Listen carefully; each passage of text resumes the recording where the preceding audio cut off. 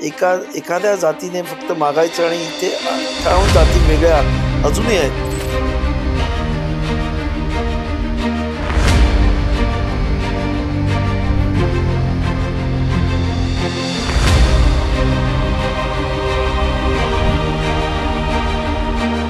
तर असं असताना जबरदस्तीने हे उपवर्ग सरकार लादू पाहत आहे आणि म्हणून त्याला आमचा विरोध आहे. कशाला घालतो खड्ड्यात? नीट राह ना, तू किती बोलला तरी मी आरक्षण घेणारच आहे. एकीकडे जरांगे, दुसरीकडे ओबीसी, तिसऱ्या बाजूने धनगर, चौथ्या बाजूने आंबेडकर. तापला आरक्षणाचा मुद्दा, सरकार चारी बाजूंनी गॅसवर. अशी गुंतागुंतीची स्थिती सध्या पाहायला मिळते. आम्हाला ओबीसीतून आरक्षण द्या, आम्हाला कुणबी प्रमाणपत्र द्या म्हणत जरांगे पेटून उठलेत. तर दुसरीकडे जरांगेंच्या या मागणीला ओबीसी विरोध करतायत. त्यांचं प्रतिनिधित्व कमी होईल अशी भीती सध्या ओबीसी वर्गात आहे. तर तिकडे धनगर आरक्षणाचा मुद्दा पुन्हा तापतोय. एसटीच्या आरक्षणासाठी धनगर रस्त्यावर उतरतायत, तर उपवर्गीकरणाला विरोध करत आंबेडकर रस्त्यावर उतरलेत. त्यामुळे आरक्षणाचा सगळा गुंता काय, सरकार हा सगळा गुंता कसा सोडवणार आणि या सगळ्यात कुणाला फायदा आणि कुणाला तोटा होणार हेच आपण या व्हिडिओतून समजून घेऊयात. नमस्कार, मी स्नेहल चौधरी. आपण पाहत आहात LS मराठी. मराठवाड्याच्या मातीतून उठलेलं आरक्षणाचं वादळ आता केवळ मुंबईच्या मंत्रालयापर्यंत मर्यादित राहिलेलं नाहीये, तर त्यानं दिल्लीच्या सत्ताकारणाची समीकरणं ही ढवळून काढली आहेत. महाराष्ट्राच्या राजकीय क्षितिजावर सध्या दोन अत्यंत टोकाचे आणि तितकेच संवेदनशील प्रवाह समोरासमोर आलेत. एका बाजूला जालना जिल्ह्यातील अंतरवाली सराठी या गावातून संपूर्ण मराठा समाजाला संघटित करणारे मनोज जरांगे पाटील आहेत, तर दुसऱ्या बाजूला उपवर्गीकरणाला विरोध करणारे आनंदराज आंबेडकर आणि आंबेडकरी चळवळीचे नेते आहेत. या दोन आघाड्यांवर सुरू असलेल्या आंदोलनामुळे आणि आरक्षणाच्या बदलत्या व्याख्यांमुळे राज्यातील महायुती सरकार सध्या अभूतपूर्व कायदेशीर आणि राजकीय दबावाखाली आले. आरक्षणाचा हा गुंता केवळ सामाजिक राहिलेला नसून तो आगामी काळातील महाराष्ट्राच्या सत्तेची दिशा ठरवणारा सर्वात मोठा घटक बनलाय. या संपूर्ण वादाच्या केंद्रस्थानी असलेला सर्वोच्च न्यायालयाचा उपवर्गीकरणाचा निर्णय आणि त्यामुळे निर्माण झालेली परिस्थिती समजून घेणं अत्यंत आवश्यक आहे. मनोज जरांगे पाटील यांनी मराठा आरक्षणाच्या मागणीसाठी पुकारलेल्या आंदोलनाने महाराष्ट्राच्या राजकारणाला एक नवीन वळण दिलंय.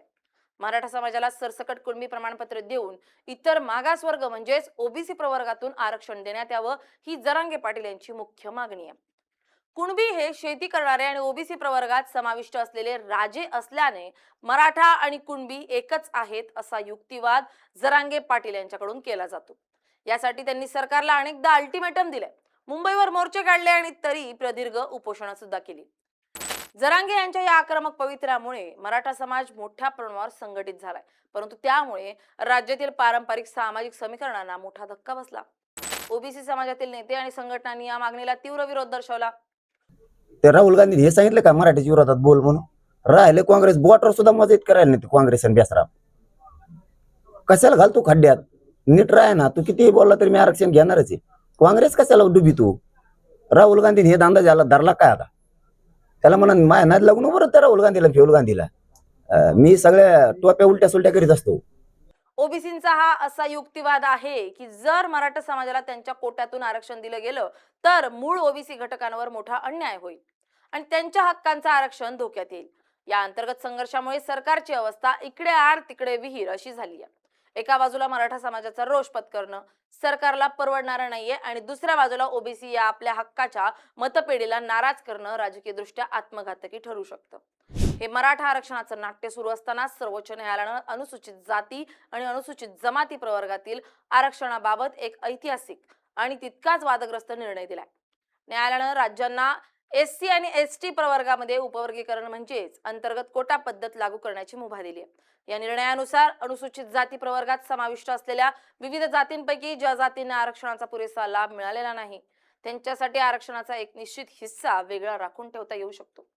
न्यायालयाचा मुख्य युक्तिवाद असा होता की अनुसूचित जाती हा एक संध प्रवर्ग असला तरी त्यामध्ये काही जाती अधिक मागास राहिल्यात आणि काही जातींनी आरक्षणाचा अधिक लाभ घेतलाय. त्यामुळे सामाजिक न्यायाचं तत्व पूर्ण करण्यासाठी अंतर्गत वर्गीकरण आवश्यक आहे. परंतु हा निर्णय लागू करण्यासाठी राज्यांकडे त्या जातींच्या सामाजिक, आर्थिक आणि शैक्षणिक मागासलेपणाचा ठोस आणि वैज्ञानिक सांख्यिकीय डेटा असणं अनिवार्य करण्यात आलंय. या कायदेशीर निर्णयानं महाराष्ट्राच्या राजकारणात एक नवा बॉम्ब फोडलाय. या उपवर्गीकरणाच्या निर्णयाला आनंदराज आंबेडकर आणि राज्यातील प्रमुख आंबेडकरी आणि बौद्ध संघटनांनी अत्यंत आक्रमकपणे विरोध केलाय. आंबेडकर यांच्या मते हा निर्णय अनुसूचित जातींच्या एकसंधतेला सुरुंग लावणार आहे.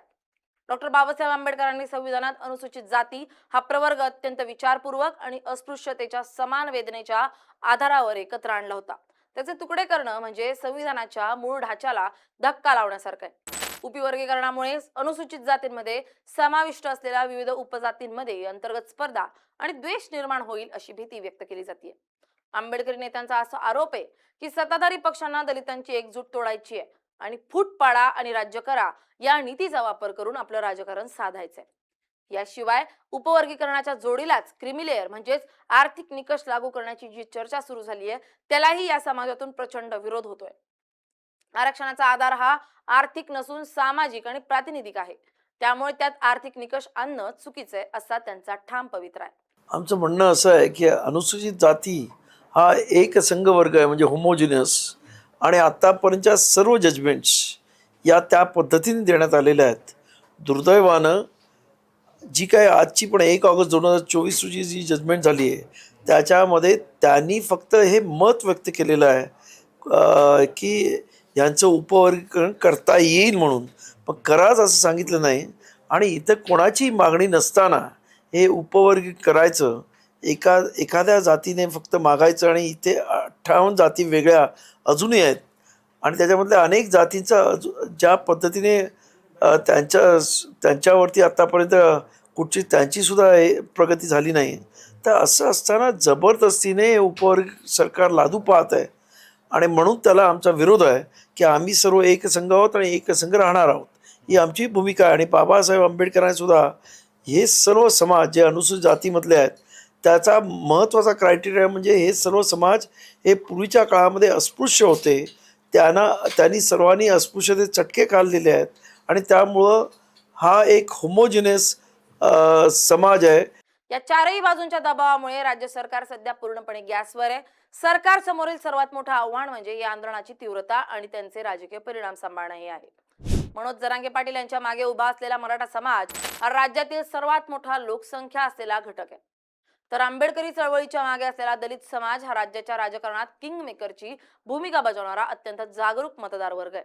जर सरकारनं उपवर्गीकरणाचा निर्णय लागू केला तर मातंग आणि इतर काही वंचित जाती सरकारवर खुश होतील, कारण या प्रवर्गातील काही घटकांची बऱ्याच काळापासून अंतर्गत आरक्षणाची मागणी होती.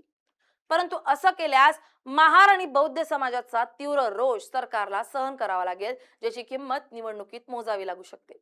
या उलट जर सरकारने हा निर्णय बाजूला ठेवला तर अंतर्गत आरक्षणाची मागणी करणाऱ्या घटकांमध्ये असंतोष पसरेल. आरक्षणाचा हा अंतर्गत गुंता सोडवणं कोणत्याही सरकारसाठी अशक्यप्राय काम बनलंय. या संपूर्ण प्रक्रियेत प्रशासकीय आणि कायदेशीर अडचणींचा डोंगर उभा आहे. सर्वोच्च न्यायालयाने उपवर्गीकरणासाठी जो ठोस डेटा मागितलाय तो गोळा करणं हे अत्यंत जिकिरीचं काम आहे. जोपर्यंत देश पातळीवर किंवा राज्य पातळीवर सर्वसमावेशक जातनिहाय जनगणना होत नाही तोपर्यंत कोणत्याही जातीचे नेमके प्रतिनिधित्व किती आणि मागासलेपण किती हे सिद्ध करणं कायदेशीर दृष्ट्या अशक्य आहे. सरकारकडे सध्या असा कोणताही अद्ययावत आणि निर्दोष डेटा उपलब्ध नाहीये. त्यामुळे जर घाईघाईनं कोणताही निर्णय घेतला तर तो न्यायालयात टिकणार नाही आणि पुन्हा एकदा आरक्षणाचा खेळखंडोबा होईल. जरांगे पाटील यांच्या मागणीनुसार मराठ्यांना ओबीसीत समाविष्ट करणं किंवा आंबेडकरांच्या विरोधानुसार ओबी वर्गीकरण रोखणं या दोन्ही गोष्टींसाठी सरकारला प्रचंड राजकीय धाडस आणि कायदेशीर कसब दाखवावं लागणार आहे.